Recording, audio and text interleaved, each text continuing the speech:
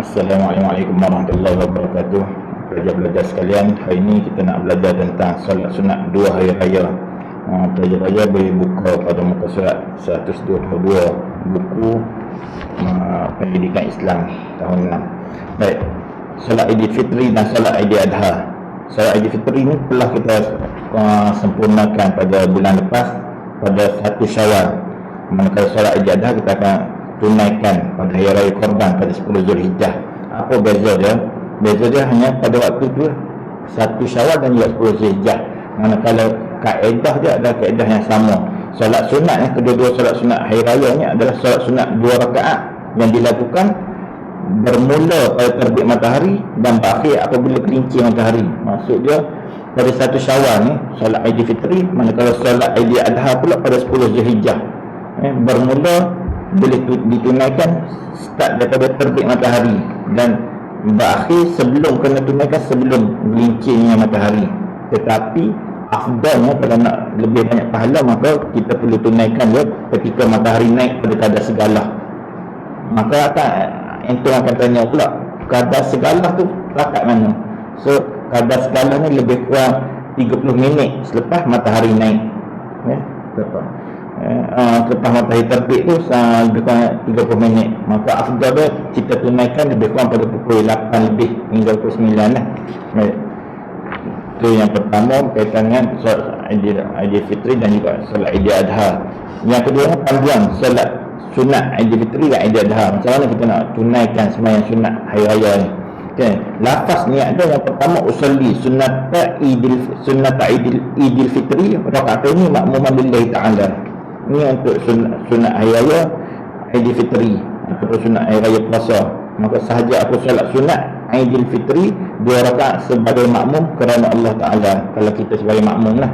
Baik, dan lafaz niat solat sunat Aidiladha dah usolli sunat Aidiladha rakaataini ma'muman lillahi ta'ala.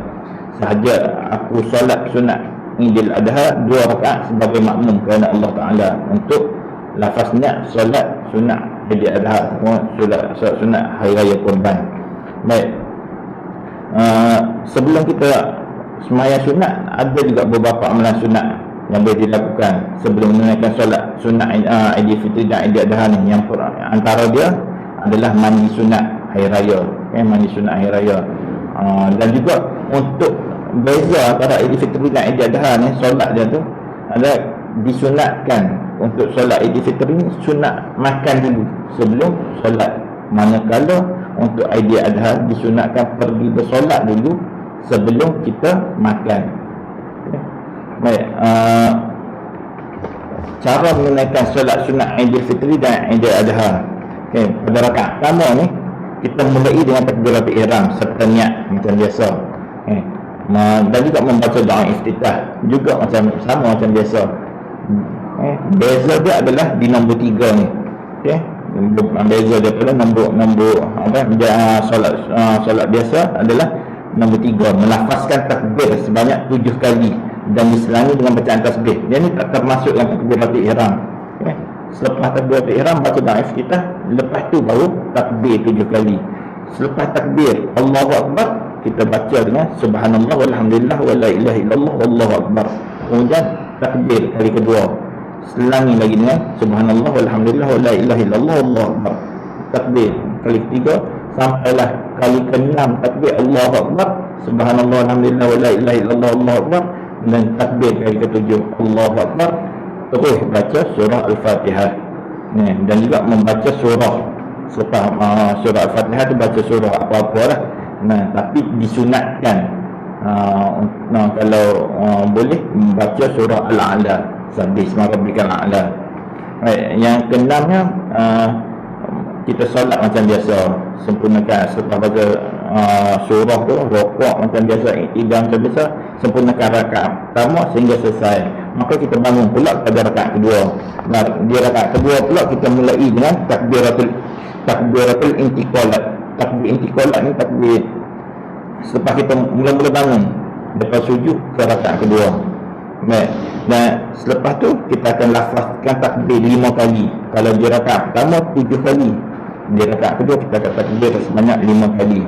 Setiap takbir itu akan diselangi di tengah-tengah je dengan bacaan yang tadi juga, subhanallah walhamdulillah wala ilaha illallah wallahu akbar.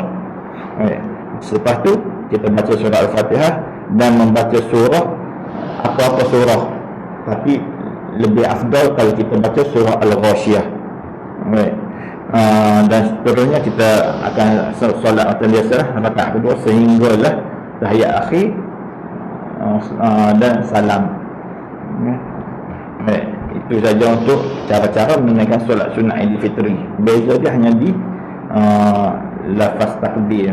Ada takbir 7 kali di rakaat pertama, takbir 5 kali di rakaat kedua, dan disunatkan untuk baca surah Al-A'la dan Al-Ghasyiyah di rakaat pertama dan kedua.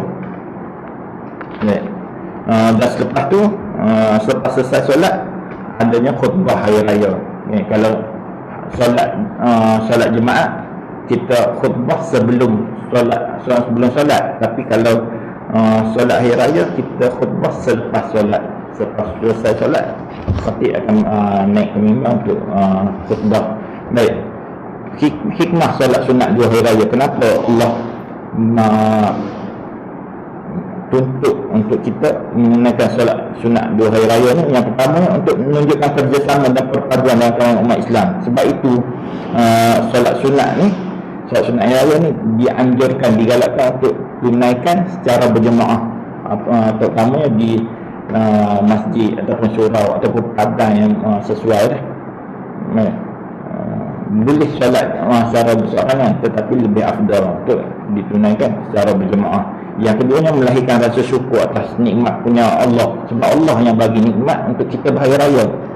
Bayangkan kalau baru-baru ni kita kena musibah COVID-19, nikmat tu sebahagiannya kita tak boleh nak berziarah, tak boleh nak bersalam-salaman, maka nikmat tu hilang. Sebab apa? Sebab nikmat-nikmat ni Allah yang bagi, musibah pun Allah yang bagi. Jadi kita kena bersyukur dengan nikmat punya Allah untuk berhari raya ni. Yang ketiganya, kita mengagungkan kebesaran Allah. Berpuluh-puluh kali kita takbir sepanjang solat tu, maka kita nak mengagungkan kebesaran Allah. Yang keempatnya, nak menambah ilmu pengetahuan, terutamanya dengan khutbah. Sebab tu selepas solat sunat tu, jangan sekali-kali kita terus balik kalau kita tunaikan di surau atau di masjid, tapi kita dengar dulu khutbah. Yang kelimanya, mengeratkan silaturahim antara para jemaah. Dan yang keenamnya, menegakkan syiar Islam. Solat sunat hari raya ni satu daripada lambang kebesaran Islam. Dan yang ketujuhnya, mendidik diri supaya berdisiplin. Disiplin dari segi masa, disiplin dari segi mendengar arahan, mengikut imam dan sebagainya.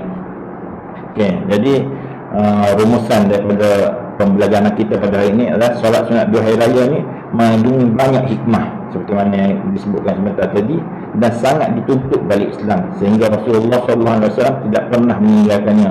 Solat sunat hari raya ni adalah sunat, tapi dia jatuh pada sunat muakkad, sunat yang dituntut, dan sunat yang amat digalakkan. Maka kita seboleh-bolehnya, kecuali yang ada keuzuran, ada kemudaratan, seboleh-bolehnya kita sama-sama tunaikan, insya-Allah. Jadi itu saja untuk pembelajaran pada hari ini. Semoga semua pelajar dapat mengambil pengajaran dan mendapat hikmah daripada pembelajaran pada hari ini, dan juga dapat mengaplikasikan semua yang telah kita belajar pada hari ini. Yang baik itu dari Allah, yang buruk itu dari kelemahan diri Ustaz sendiri. Billahi taufiq wal hidayah. Assalamualaikum warahmatullahi wabarakatuh.